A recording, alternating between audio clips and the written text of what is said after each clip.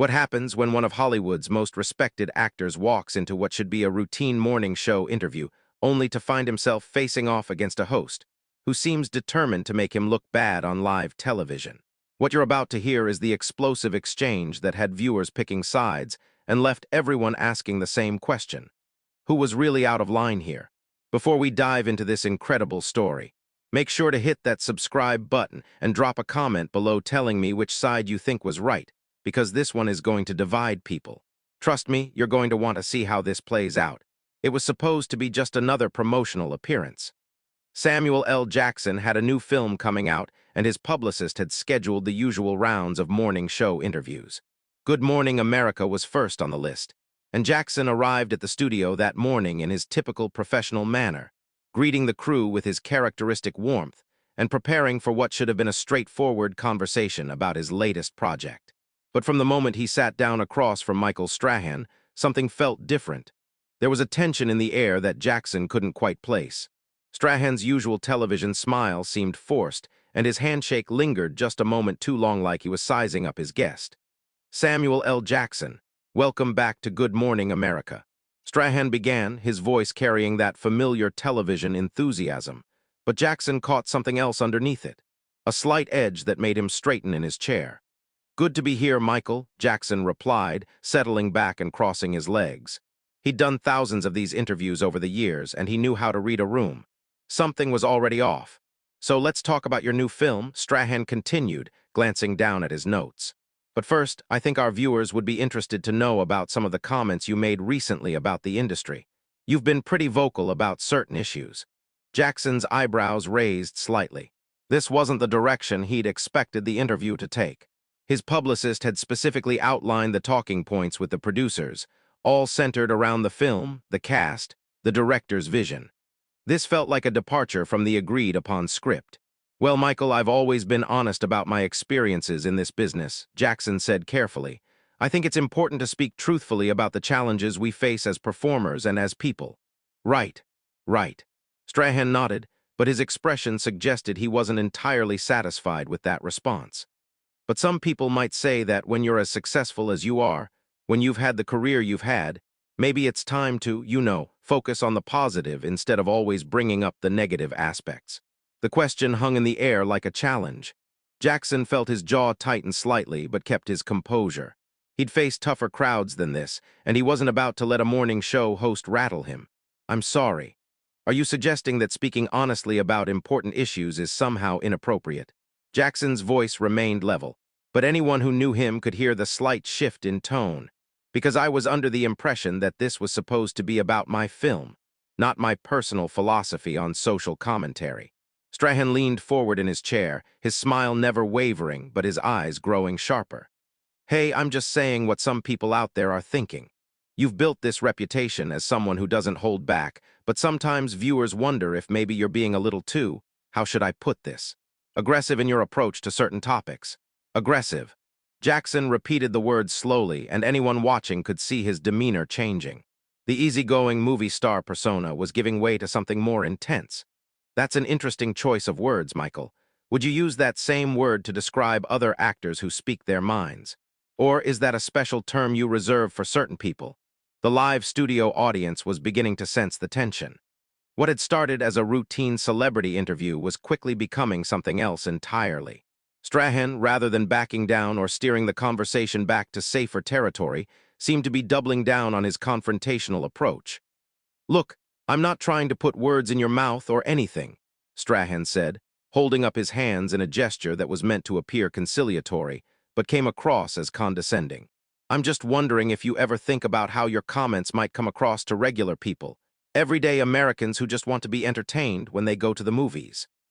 Jackson's response came without hesitation, and his voice carried the kind of authority that had made him one of the most commanding presences in Hollywood.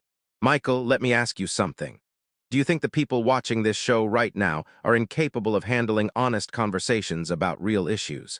Do you think they're too simple to understand that an actor can both entertain them and have opinions about the world around them?" The question caught Strahan off guard. He hadn't expected Jackson to turn the table so directly, and for a moment his television-ready composure slipped. "That's not what I'm saying at all." "Then what exactly are you saying?" Jackson pressed, leaning forward now.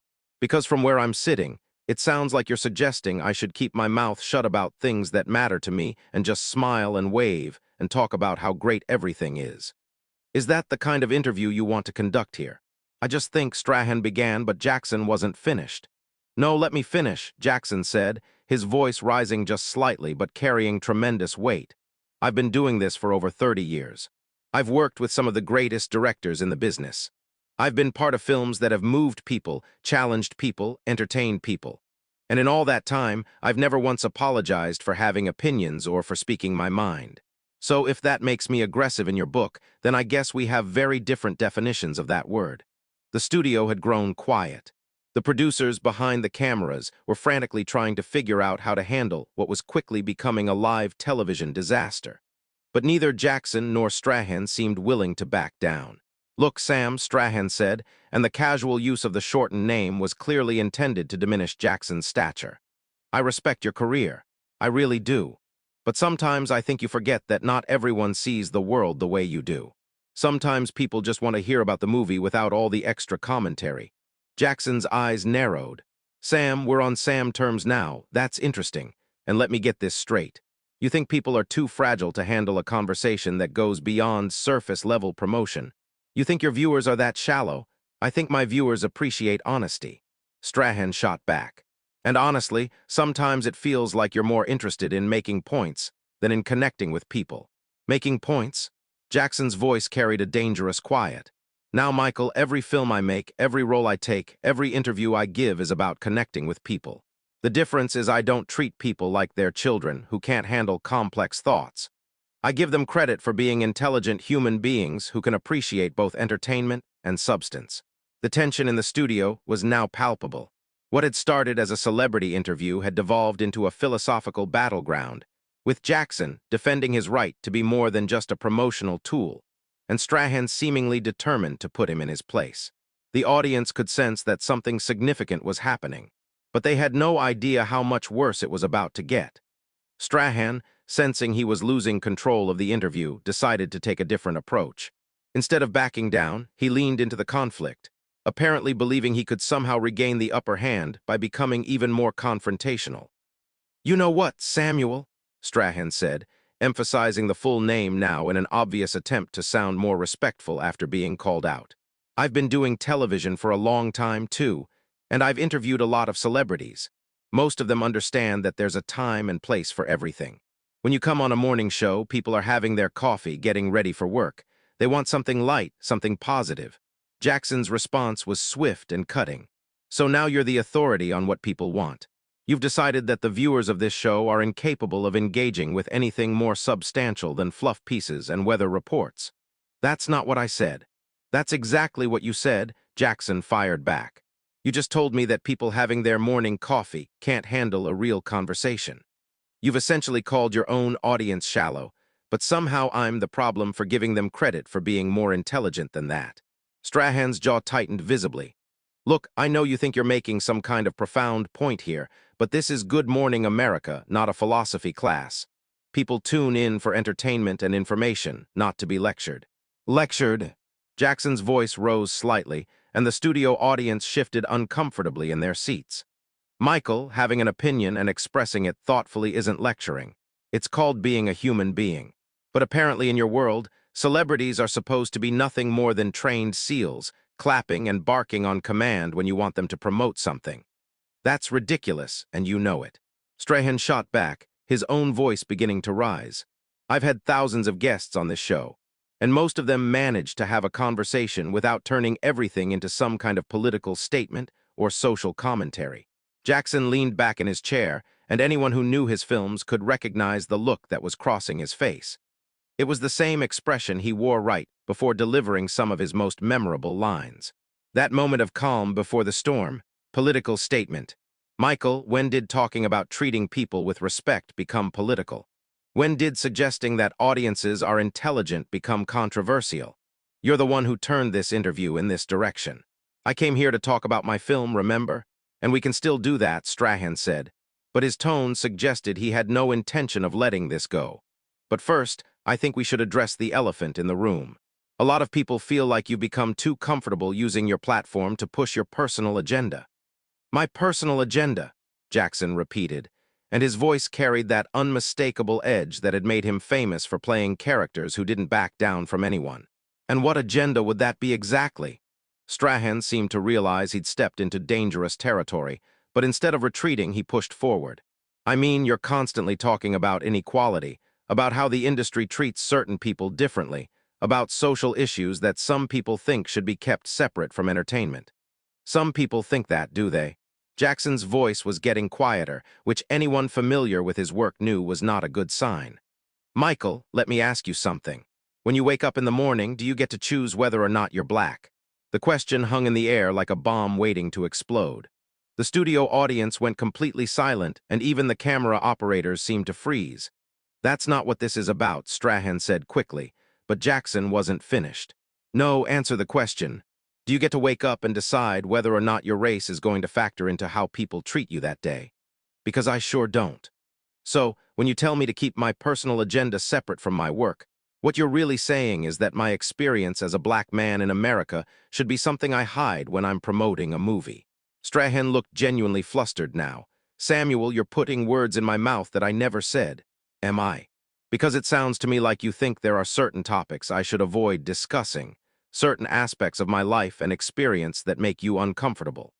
And the fact that you're calling basic human dignity and equal treatment a personal agenda tells me everything I need to know about where you stand. That's completely unfair, Strahan protested. I never said anything about race or dignity or any of that. I'm talking about keeping things appropriate for the audience and the time slot. Jackson laughed, but it wasn't a pleasant sound. Appropriate for the audience. Michael, you just spent the last 10 minutes questioning my right to have opinions and suggesting that speaking honestly about my experiences is somehow aggressive or inappropriate. Now you want to pretend this conversation isn't about exactly what it's about. Look, I think we're getting off track here, Strahan said, clearly trying to regain control of the situation. Why don't we talk about your new film? I'm sure that's what people really want to hear about. Oh, now you want to talk about the film? Jackson's voice dripped with sarcasm. After spending all this time telling me how I should behave and what I should think and how I should present myself to your audience, that's convenient. Straw's professional facade was beginning to crack. I never told you how to behave or what to think. I simply suggested that maybe there are better forums for certain types of discussions. Certain types of discussions, Jackson repeated slowly. You mean discussions about real issues that affect real people. Discussions that might make some of your viewers think about something beyond their morning routine. Michael, do you hear yourself right now? I hear someone who's determined to make this interview about everything except the reason you're supposed to be here. Strahan fired back, his patience clearly wearing thin. Jackson stood up slightly in his chair, and his voice carried the full weight of his decades in the business. The reason I'm here is because your producers invited me to come and talk about my work. But apparently what you really wanted was for me to come here and be a good little celebrity, smile pretty, say nothing of substance, and make sure I don't challenge anyone's preconceptions about anything. That's not true, and you know it. Then explain to me what just happened here, Jackson demanded. Explain to me why a conversation about my film turned into you questioning my right to have opinions and suggesting that I'm too aggressive for speaking my mind. Explain to me why you think it's appropriate to sit there and tell me how I should conduct myself as a public figure. Strahan looked directly into the camera as if appealing to the viewers at home. I think our audience can see what's happening here. I asked some reasonable questions, and instead of having a normal conversation, we've gotten lectures and accusations. Jackson's eyes flashed dangerously. You just did it again. You just dismissed everything I said as lectures and accusations instead of addressing the actual points I raised. Michael, you've been condescending and disrespectful from the moment I sat down. And now you want to play victim because I called you on it. The tension in the studio had reached a breaking point. Production assistants were whispering frantically to each other, and the director was making urgent gestures from behind the cameras. But both men seemed locked in a battle of wills that neither was prepared to lose. I've been nothing but professional, Strahan insisted, but his voice betrayed his growing frustration. Professional? Jackson's laugh was bitter. Michael, you've questioned my integrity, dismissed my intelligence, and suggested that I should keep my mouth shut about issues that matter to me.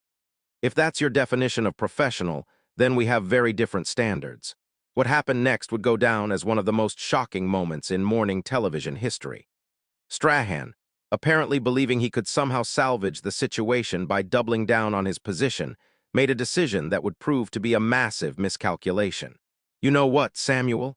Strahan said, his voice taking on a tone that suggested he thought he was about to deliver some kind of devastating comeback. "Maybe the problem isn't with my questions. Maybe the problem is that you've become so used to people walking on eggshells around you that you can't handle it when someone treats you like a regular guest, instead of giving you special treatment." The words hit the studio like a thunderclap. The audience audibly gasped, and even the crew members behind the cameras looked stunned. Jackson's face went completely still, and for a moment the silence was deafening. "Special treatment?" Jackson repeated, his voice deadly quiet. "Michael, did you just suggest that expecting basic respect and professionalism is asking for special treatment?" Strahan seemed to realize he'd crossed a line. But instead of backing down, he pressed forward with what would prove to be career-damaging stubbornness. "I'm just saying that every guest who comes on this show gets the same treatment. I ask tough questions. I challenge people. That's what good interviewers do. Tough questions." Jackson's voice was rising now, and his famous intensity was on full display. "Michael, you haven't asked me a single question about my craft, my preparation, my process, or anything related to why I'm supposedly here. Instead, you've spent this entire time trying to put me in my place and suggesting that I should be grateful for the opportunity to sit here and be insulted on live television. That's not what happened, and you know it." Strahan shot back, but his voice lacked conviction now. Jackson stood up from his chair, and the movement was so sudden and decisive that several audience members actually leaned back in their seats. "Michael, let me tell you what happened here.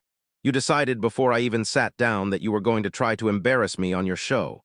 You thought you could score some points by putting the uppity actor in his place, and you miscalculated badly." "Sit down, Samuel. We're not finished here," Strahan said, trying to reassert some authority, but his words only made things worse. Jackson's response was delivered with the kind of controlled fury that had made him a legend. "Oh, we're finished. All right. But let me make something crystal clear before I walk out of here. You don't get to tell me to sit down. You don't get to dismiss my concerns as lectures. And you certainly don't get to suggest that expecting to be treated with basic human dignity is asking for special treatment." "You're overreacting," Strahan said, but his voice was getting smaller. "Overreacting?" Jackson's laugh was sharp and humorless. "Michael, you just spent 20 minutes trying to humiliate a guest on live television, and when he refused to take it quietly, you accused him of overreacting. Do you understand how that sounds?" Strahan looked around the studio as if seeking support, but found none. The crew was staring at him with expressions ranging from shock to disappointment, and the audience was completely silent, hanging on every word of this unprecedented confrontation. "Look, maybe we both got a little heated," Strahan said, clearly trying to find some kind of middle ground, but Jackson wasn't interested in compromise. "No, Michael, you got heated. I got disrespected. There's a difference. You came into this interview with an agenda, and when I didn't play along with your little game, you decided to get nasty. Well, congratulations. You got exactly what you wanted." Jackson began unhooking his microphone, and the finality of the gesture sent panic through the production team. "Samuel, wait," Strahan said, suddenly realizing the magnitude of what was happening. "We can work this out." "Work what out?" Jackson turned back to face him, and his expression was one of complete disgust. "You've shown me exactly who you are, Michael. You've shown everyone watching exactly who you are. There's nothing to work out. Don't do this." Strahan pleaded, his television persona completely abandoned now. "Don't walk out on live television." Jackson paused in removing his microphone and looked directly at Strahan with an expression that could have melted steel. "You know what the most pathetic part of this whole thing is? You actually think you're the victim here. You think that being called out for your behavior makes you the wronged party in this situation." "I never meant for any of this to happen," Strahan said weakly. "Yes, you did," Jackson replied with absolute certainty. "You meant for exactly this to happen. You just thought it would go differently. You thought I would sit here and take whatever you wanted to dish out, smile for the camera, and thank you for the privilege. Well, I've got news for you, Michael. Those days are over." Jackson finished removing his microphone and set it down on the table with deliberate care. "To everyone watching at home, I apologize that your morning show got turned into this circus. But sometimes you have to take a stand. Even when it's uncomfortable, even when it's inconvenient, especially when it's inconvenient." "Samuel, please." Strahan tried one last time, but Jackson was already walking away. "No, Michael, you've said enough. We both have." Jackson stopped at the edge of the set and turned back one final time. "And just so we're clear, this isn't about being difficult or demanding special treatment. This is about refusing to be disrespected by someone who thinks his platform gives him the right to talk down to his guests." The studio erupted in confused murmurs as Jackson walked off the set, leaving Strahan sitting alone at the interview table, looking completely shell-shocked. The cameras continued rolling, capturing every moment of what would become one of the most talked-about incidents in morning television history. "We'll be right back," Strahan said weakly to the camera, but his voice was barely audible over the chaos that had erupted in the studio. As Jackson disappeared behind the scenes, the full weight of what had just happened began to settle over everyone present. This wasn't just a celebrity having a bad interview. This was a complete breakdown of professional standards, and everyone in that studio knew they had just witnessed something that would be talked about for years to come. The irony wasn't lost on anyone paying attention. Strahan had started the interview trying to put Jackson in his place, suggesting that the actor was too aggressive and outspoken for mainstream audiences. But in the end, it was Strahan himself who had come across as unprofessional, disrespectful, and completely out of his depth when faced with someone who refused to be intimidated. Jackson's final words echoed in the silent studio, a reminder that sometimes standing up for yourself means walking away from situations where you're not being treated with the respect you deserve. And as the production team scrambled to figure out how to fill the remaining time in the show, one thing was perfectly clear. Samuel L. Jackson had just reminded everyone watching why he's considered one of the most formidable presences in entertainment, both on-screen and off. So there you have it, the complete breakdown of one of the most explosive morning show interviews ever recorded. What do you think? Was Samuel L. Jackson right to walk out, or should he have handled things differently? Drop your thoughts in the comments below. Hit that subscribe button for more incredible stories like this one. And let me know what other celebrity confrontations you'd like to hear about.